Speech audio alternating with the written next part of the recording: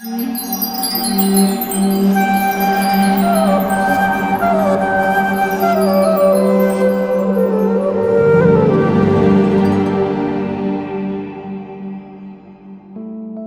amazing soul, intuitive essential nature of the soul, eternal.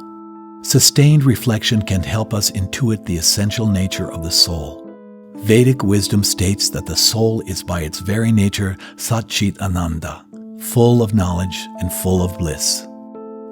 Is this eternal, enlightened, and ecstatic nature of the soul expressed in any way in our present bodily existence? Let's analyze the first aspect of our nature. Eternal. Eternality. Normally, all of us long to live forever.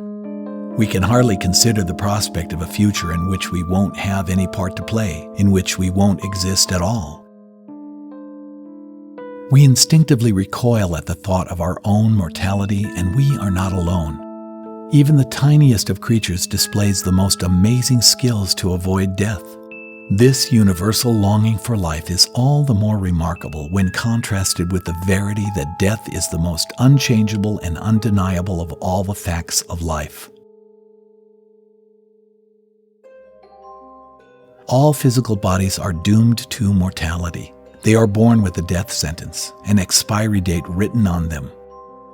If we are just our physical bodies, then why do we have such a deep-rooted desire for something, eternal existence, that is so utterly unnatural, nay, impossible for the physical body to obtain?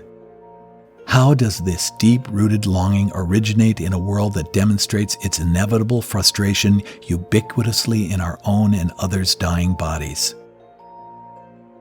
The Vedic wisdom tradition answers that this longing comes from the innermost essence of our being, the soul, which is by nature eternal. We long to live forever because we, as souls, are eternal.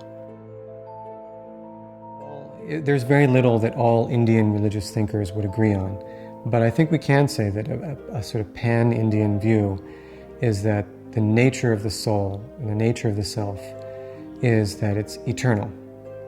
And anything that's eternal was never created. And if it was never created, that means it must have been somewhere in the past, namely before this particular birth.